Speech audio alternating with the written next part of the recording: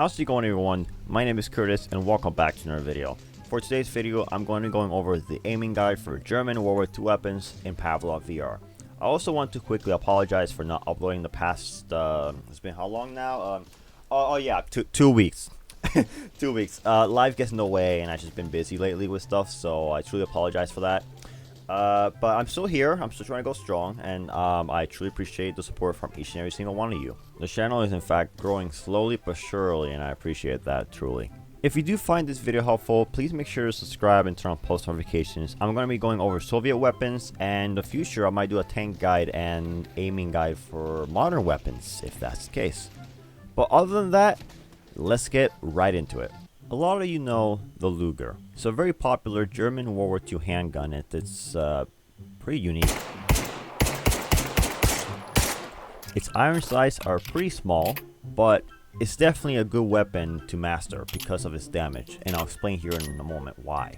Many other handguns like the 5.7, the Glock, and even the 1911 do small amounts of damage like 11 or maybe even 12, but what I like about the Luger is that it does 25.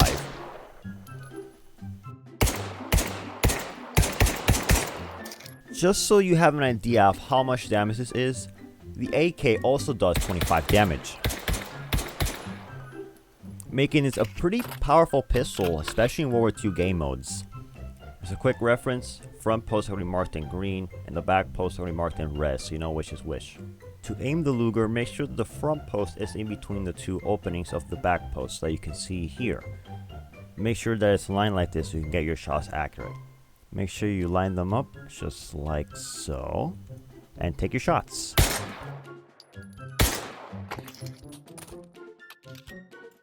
With the Luger, it takes 4 shots to kill an unarmored enemy, as you can see here.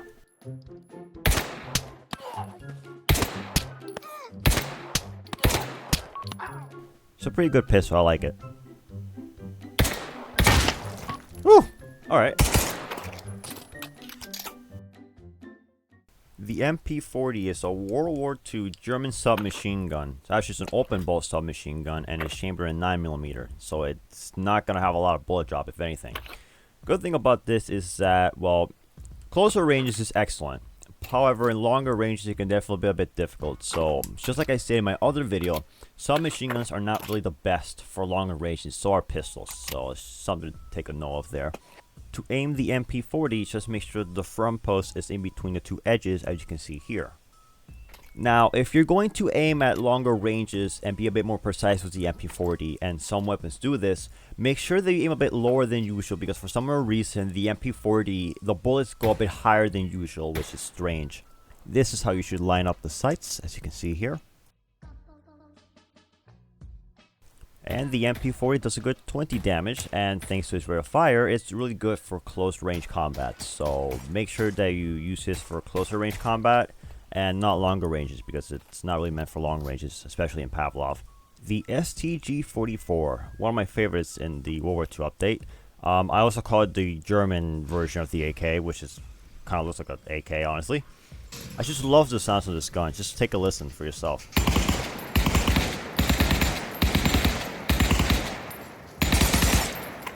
Has a very nice click to it when you shoot it. It's kind of hard to explain, but it's just so satisfying. The STG is a bit weird when it comes to aiming it, because the bullet actually goes a lot lower when you're aiming it correctly, so you have to aim in a certain way, and I'll explain here in a moment. The STG also has pretty high recoil at higher rates of fire, so it's something to take a note of. So if you're gonna go for longer range shots, do single shot, if not burst fire if need be. Aiming the STG-44 correctly is a bit difficult, and I'll try explaining it best I can, so buckle up for this one. This thing has a really weird problem where if you aim it normally, the bullet will actually go lower. Usually, you have to align the front post, the top of that little triangle, in between the V-arch on the back post. But that doesn't seem to work because the bullet goes a lot lower. So, there's a different method that will work. I'll highlight here in yellow so you can kind of understand what I'm trying to say here. The front post, highlighted in yellow, has this line on the bottom of that triangle. A line that was a back post that I also highlighted in yellow, and the bullet will go towards the top of the triangle that I marked in blue. In other words, just aim it like this. So you can see that shot right there was accurate, right on the spot. And the bullets will go, like I said, towards the top of that triangle. So put your targets on the top of that triangle, the needle of it, and you'll get your shots. It's also good to mention about this weapon is that this is pretty good for, well, IRL. It's good for up to 300 meters, but Pavlov does not obey by that. So it's good for close to medium range combat. Longer range combat, good luck with the recoil. The STG-44 also does about 20 damage, so it's going to take a bit longer to kill your enemies compared to some other weapons like the Luger. The Kar 98 is a very well-known World War II bolt-action rifle used by Germany back in, well, World War II. With the new scopes, it's pretty interesting, and this one has by far a really interesting crosshair for the scope, but it's pretty straightforward. The bullet is going to go at the top of that vertical line. So if you're going to shoot for your target, make sure that you put the target on the top of that vertical line so you can see. It's definitely a bit difficult, but there we go, I got it. Here's the cool thing about the Kar 98 is some other weapons can do this. So you can see here, I'm aiming for the scope. Let's say I want to use the iron sights. There we go, iron sights right below it. Scope, iron sights. You can switch it between both of those without having to remove the scope. This is useful if you want to switch between the scope and the iron sights without having to keep removing the scope and attaching it back on every like 5 seconds. Since they've added new scopes to these World War II bolt actions, I'm just going to go over the iron sights in case for any reason you want to use the iron sights at closer ranges with the Kar 98. To aim the Kar 98's iron sight, make sure the front post is in between the V-notch of the back post, as you can see here. Take your time when you're shooting with any bolt action and stay away from close quarter combats with any bolt actions. The Kar 98, along with its other bolt actions, do 50 damage, so 2 shots to down an enemy, and headshots are instant kills. The Guvar 43, also known as the Kar 43, is a World War II semi-automatic magazine-fed battle rifle. And it's pretty good, honestly. It does a good 35 damage, and it takes 3 to 4 shots to kill an enemy. But headshots are instant kills, which is really nice of this. To line up the sights of the Guvar 43, make sure that the front post is lined up with the back arch, like so you can get your shots accurate at longer ranges. This weapon will be pretty good at close to medium range combat, but it can definitely be a bit trickier at longer ranges, but it's definitely possible. This weapon works pretty well for average medium range combats. The MG42, also nicknamed Hitler's buzzsaw because it sounds like a buzzsaw in real life. The crazy thing about the MG42 is that for its time, it had pretty much the fastest firing rate for any machine gun, as this one has about 1,200 rounds per minute. Others could have 500 to 600 at most.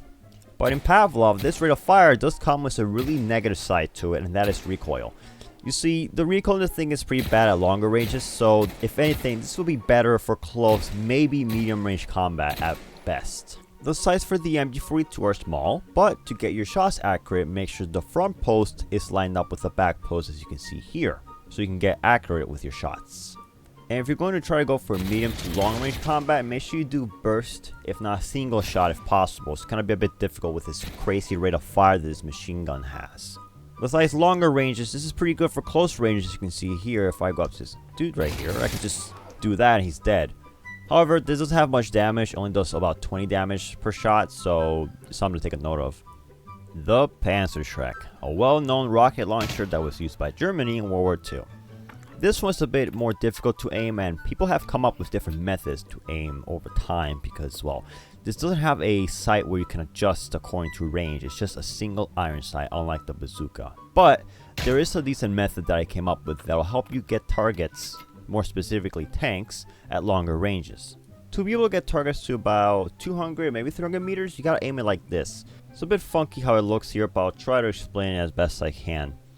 Line up the sights like this, and you'll be able to get targets a lot further like this.